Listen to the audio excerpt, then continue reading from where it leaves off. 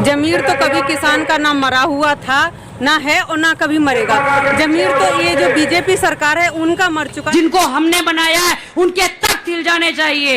एक दिन इन बदमाशों को, बेईमानों को दिल्ली से बाहर निकाल के छोड़ेगा। योगी सरकार कान खोल के सुन ले, किसान तेरे से डरने वाला नहीं है। अगर योगी सरकार में दम है तो रोक के दिखा दे।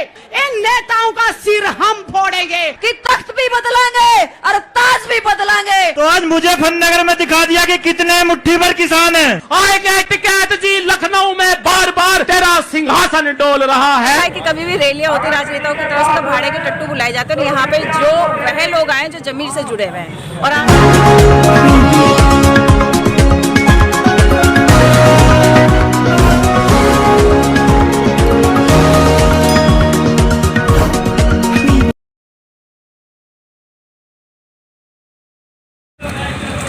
नेशन न्यूज इंडिया में आपका हार्दिक स्वागत है। आज यहाँ मुजफ्फरनगर के अंदर एक विशाल रैली बहुत तादाद के अंदर उत्तर प्रदेश के अंदर, और ये ऐतिहासिक रैली है।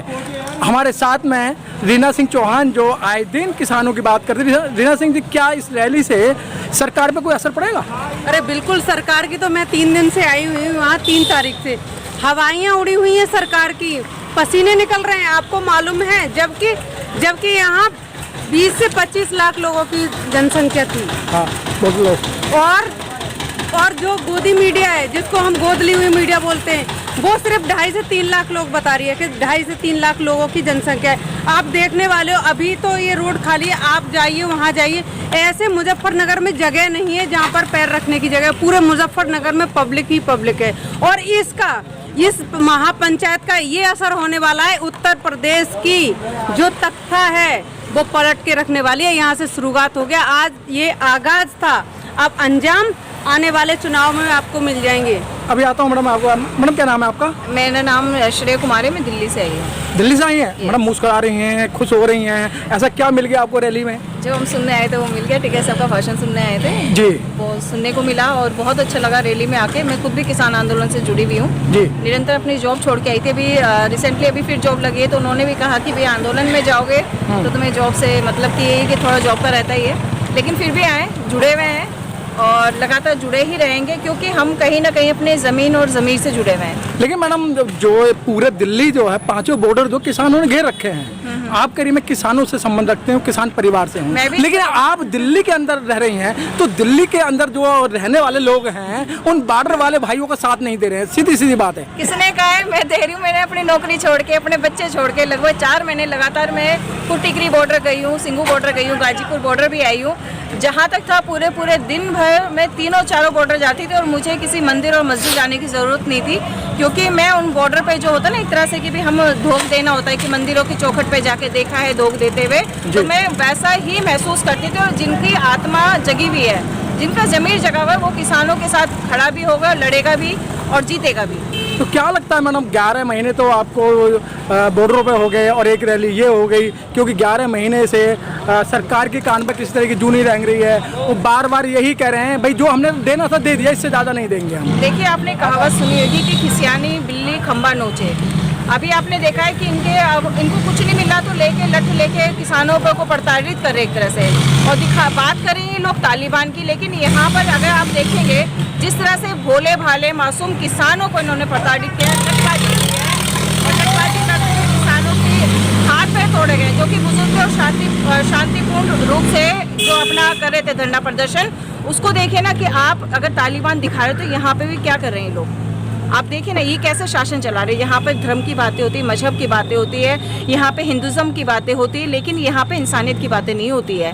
यहाँ का जो कमाने वाला है वो किसान है, और किसान के पुत्र ही, जवान ही, मतलब किसान। दिल्ली से अगर मैं बोलूँ तो दिल्ली के अधिकतर बच्चे क्या है कि मल्टीमीडियाज कंपनी में जाना पसंद करेंगे, डॉक्टर्स बनना पसंद करेंगे, इंजीनियर बनना पसंद करेंगे। लेकिन अगर कोई किसान है तो वो धरती का सीना चीर के हमें अन्न भी दे रहा है और अपने बच्चे भी दे रहा है। तो मैं उनकी बहुत रिस्पेक्ट करती हूँ। मैं भी जब स्टार्टिंग में था, मैं ऑफिस में थी और मैंने भी जैसे सुना था कि किसान आए, ये हो रहा है, वो हो रहा है, तो हमें भी मीडिया के थ्रू वो ही दिखाया गया था। लेकिन जब मैं खुद देखने गई हूँ, तो जब खुद मैंने देखा, उस चीज़ को महसूस किया, तो मैं भी लगातार जुड़ी रही हूँ। और फिर वहाँ से हटना मतलब ये होता है कि जैसे माँ के घर से हम बिछड़ के जाते हैं ना, जिस तरह शादी के बाद, तो वो महसूस होता है, वो जिसकी आत्मा जगी हुई ना सर, वो ही महसूस कर सकता है। लेकिन मैडम अभी तक तो सरकार आप लोगों को किसान नहीं मान रही थी, लेकिन अब उन्होंने किसान मानना स्टार्ट कर दिया है। और कुछ जिनको कुछ लेना देना नहीं है आंदोलन से, सीधी मैं सोनाली फोगाट की बात करूं या जो फिल्मी एक्टर हैं, वो कोई मवाली कहता है, कोई दारूबाज कहता है, कोई कुछ कहता है, एक फुलझड़ी छोड़ते हैं और आप लोगों को परेशान कर देते हैं। हम लोग परेशान कहाँ होते हैं, ये तो उनका काम हैगा। कुछ तो लोग कहेंगे, लोगों का काम है कहना, छोड़ो बेकार की बातों में, क्योंकि हम जो जुड़े में हमारा जो लक्ष्य वो ऊपर है। अगर हम ऐसी किसी छुटपुटी मतलब लोगों की वजह से हमें कोई फर्क नहीं पड़ता है। हमारा जो काम है वो निरंतर चल रहा है। चाहे इसके अलावा वो उनका नाम भी तुम क्यों ले रहे हो, मतलब मोदी जी भी बोले या फिर ये अमित शाह जी बोले या कोई भी बड़ा नेता बोले, तो उसका हमें कोई प्रभाव नहीं पड़ा। हमें जो अपना काम है, अपना जो कर्म है ना, वो लगातार कर रहे हैं और आगे तक करते रहेंगे सर। लेकिन मैडम आप कह रही हैं हमें नहीं बोलना चाहिए, और आप लोग ही कहते हैं, बुजुर्ग कहते हैं कि जो कोई ज़्यादा फन उठाए उसका फन भीज देना चाहिए, उसका मुंह तोड़ देना चाहिए, जो कि आगे ऐसी आवाज़ ना उठाए। ऐसा नहीं है। आजकल तुमने कहावत है कि काफ़ी सारी चर्चा में बातें आ रही हैं कि मरा हुआ भी सांप है ना, वो भी बदला लेता है। तो यहाँ तो हमारे ज़मीर और ज़मीर की जो लड़ाई है ना, हमारी लड़ाई, कि यहाँ पे अगर एक किसान मरता है तो वो घर से अपना बेटा भेज देता है। समझ रहे हैं? यहाँ पर वो नहीं है कि एक सिपाही हटा। आपने वो बिसाते शतरंज की तो सुनी होगी ना, कि आगे वाले कायदे वो एक हटेगा, लेकिन हम उनकी जो बिसाते उनका जवाब उसी ढंग से देंगे। ये मोहरे बिछाते हैं, हम खेलते हैं, लेकिन जीत हमेशा आपने देखा किसानों की ही हुई है। और रीना जी, वो बात आ रही है जमीर और किसानों की बात आ रही है, हमें जमीर भी बचाना है, अपने किसानी भी बचानी है, तो किस तरीके से बचा पाएंगे? क्योंकि सारा संविधान जो उन्होंने तहस नहस कर दिया है, और जो मांग करें, अब तो एक बात और हो रही है कि जातीय जन योजना होनी चाहिए। देखिए, जमीर तो कभी किसान का ना मरा हुआ था, ना है और ना कभी मरेगा। जमीर तो ये जो बीजेपी सरकार है उनका मर चुका है। क्योंकि देखिए, जब हम लोग किसान लोग हमारे वहाँ पर धरना शांति पूर्वक देते, उन पर लाठी चार्ज करते हैं, पत्थरबाजी करते हैं, ये सरकार और ये प्रशासन और ये जो नेता हैं, इनके गुंडे हैं। नेता तो नहीं मैं बोलूँगी, उनको गुंडे बोलूँगी। गुंडे हैं, वो करते हैं। हमारा जमीन आज भी जगह है और कल भी जगह रहेगा, और हम शांतिपूर्वक। मैडम जी, आप गुंडे कह रही हैं, एक IAS अधिकारी जो पूरे जिले का मालिक होता है, वो ये कहता है कि पहले इनके सिर फोड़ो, इन किसानों को सिर फोड़ो। है कहाँ? वो हिंदुस्तान का ना, वो तालिबान का आया हुआ है। वो यहाँ का ना, यहाँ का हिंदुस्तान का मत बोला करो। मैंने UPSC में IAS की डिग्री दी है, IAS की डिग्री दी है। तालिबान का है, वो तालिबान से ट्रेंड होके सरकार लाया गया है। सत्ता है ना, अभी जो हरियाणा में जो लाठी चार्ज हुआ है, इन्होंने सरदारों से कराया है। आपने ये चीज देखी है? हाँ, सरदार जी थे जो करने वाले थे। आप ये कह रहे हैं वो ये चीज पकड़ रहे हैं कि भी इसको उससे भी नीति को अपना रहे हैं। तो अब ये इनको ये नहीं पता कि कौन है, ये ना पीछे हटने वाली है, ना डरने वाली है।